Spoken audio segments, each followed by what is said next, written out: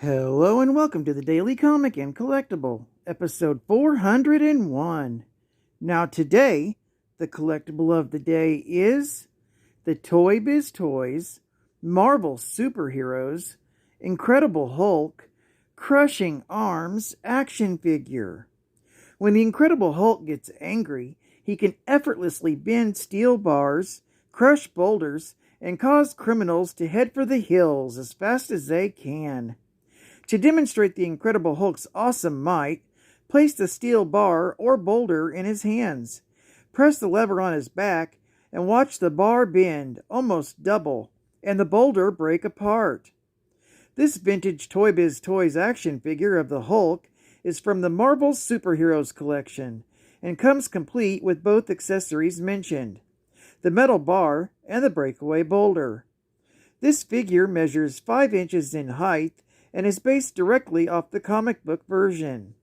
This vintage figure was released in 1993 by Toybiz Toys. Now, the comic of the day is Incredible Hulk, Volume 1, issue number 377, with a cover date of January 1991, with story by Peter David, art by Del Keown, and cover by Del Keown.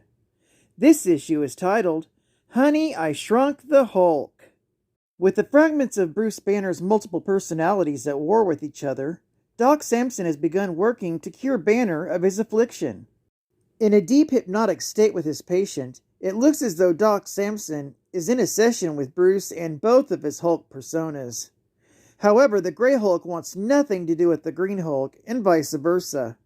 When the two try to fight, however, they harmlessly pass through each other. Samson tells the two Hulks they need to work together in order to save the life of their host.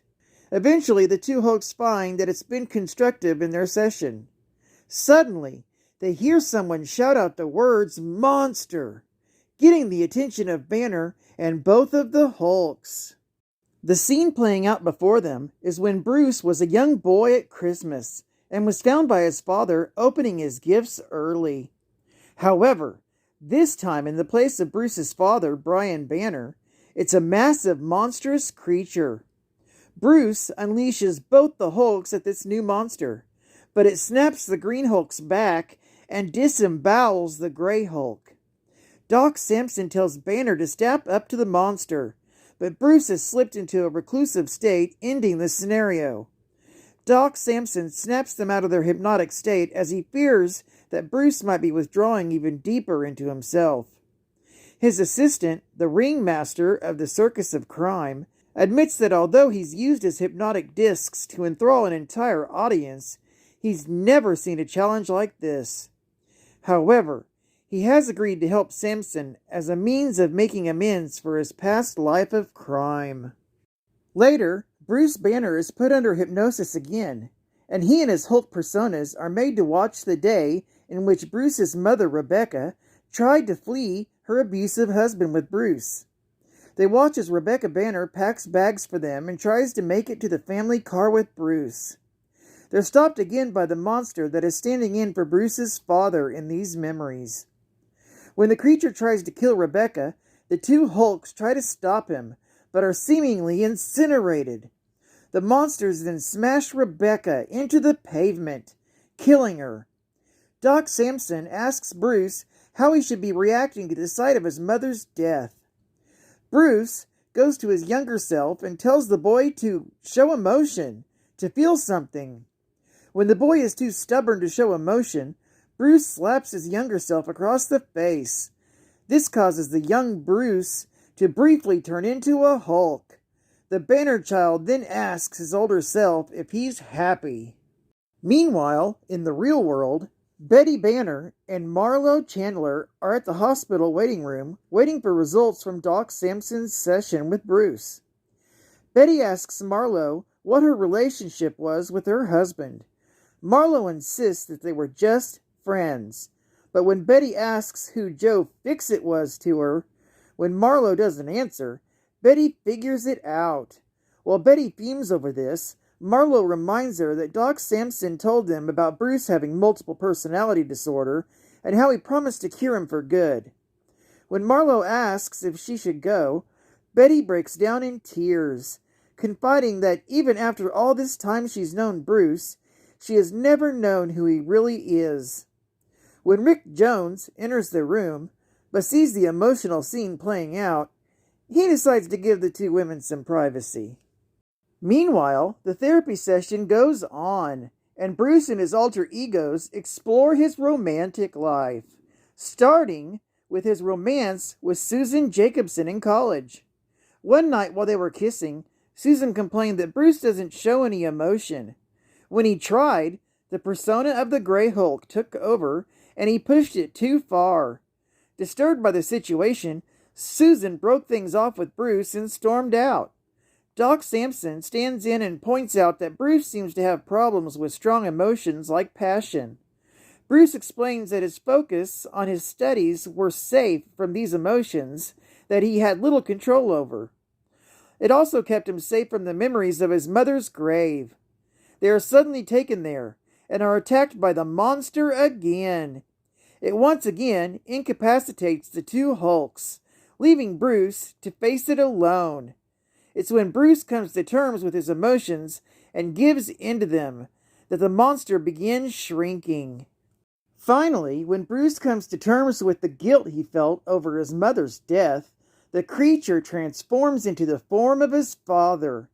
This form then crumbles away to give the form of his mother, Rebecca Banner. She tells her children that it's all over, that they don't need to fight anymore, and that they need to work together. Following the guidance of their mother, the two Hulks and Bruce merge together. In the real world, Bruce suddenly begins to transform into a Hulk once again. In the other room, Betty gets fed up and goes to see what her husband is doing. That's when the Hulk, green once more and larger than ever before, opens the door and tells his wife that he's finally home. Geek fact: this is considered a key issue for the first appearance of the Professor Hulk personality, and the first appearance of Guilt Hulk, a manifestation of Bruce Banner's guilt. Bonus geek fact: Maynard Tidebolt, the ringmaster, took over his parents' circus after the end of World War II, due to the fact his parents were Nazis and killed by American forces.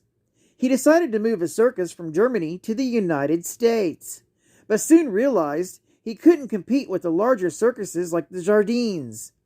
So Tidebolt turned to crime. If Americans wouldn't enrich him, he'd force them to. The key lay in the plans to the Nullitron, a machine designed by scientists that Red Skull killed during the war in occupied lands. Red Skull had used it to take hypnotic control of Captain America, Namor, and the original Human Torch, all of whom were eventually freed from its control. His father obtained the plans during World War II, and they were inherited by Maynard.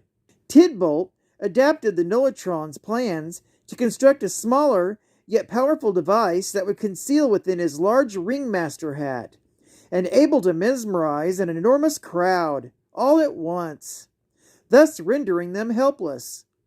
They were robbed at will by his circus troupe, and would have no memory after waking. Tidebolt and his core circus troupe became the nucleus of what was later known as the Circus of Crime. Ringmaster's first appearance was in The Incredible Hulk, issue number 3, with a cover date of September 1962. Advertising ad fact: talk yourself out of a tough situation.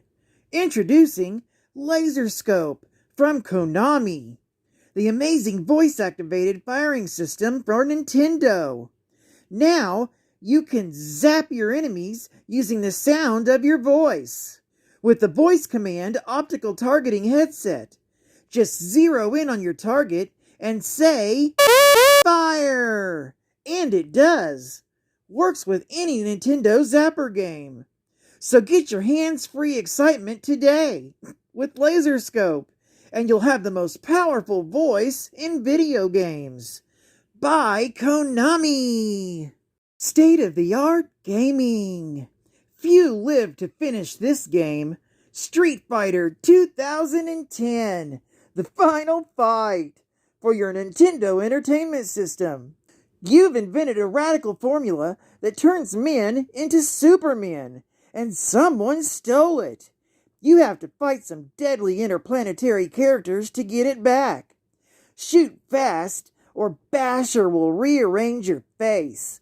And face Andro Boy, whose box is bigger than his bite. Play it today, and you might live to tell about it. Maybe. By Capcom USA. And final geek fact. The Merged Hulk was briefly named the Professor during Paul Jenkins' run, as a revelation that the Merged Hulk was not actually a merger of the three personalities, but rather a separate personality altogether. Unlike the Merged Hulk, the Professor was distinguishable by having a ponytail, which the Merged Hulk did not. However, these parts of Jenkins' run and Bruce Jones's entire run were retconned into hallucinations created by Nightmare, when Peter David returned to write The Incredible Hulk. However, another retcon later revealed it wasn't a hallucination, and Guilt Hulk resurfaced in Symbiote Spider-Man Crossroads, issue number 3, from November of 2021, as a real persona controlled by, or believed to be, Brian Banner, Bruce's father. Well, I'd like to thank you for joining me for another Daily Comic and Collectible, and I hope to see you again tomorrow. This is Cat Fan Comics Man, and I'll catch you on the flip. Over and out.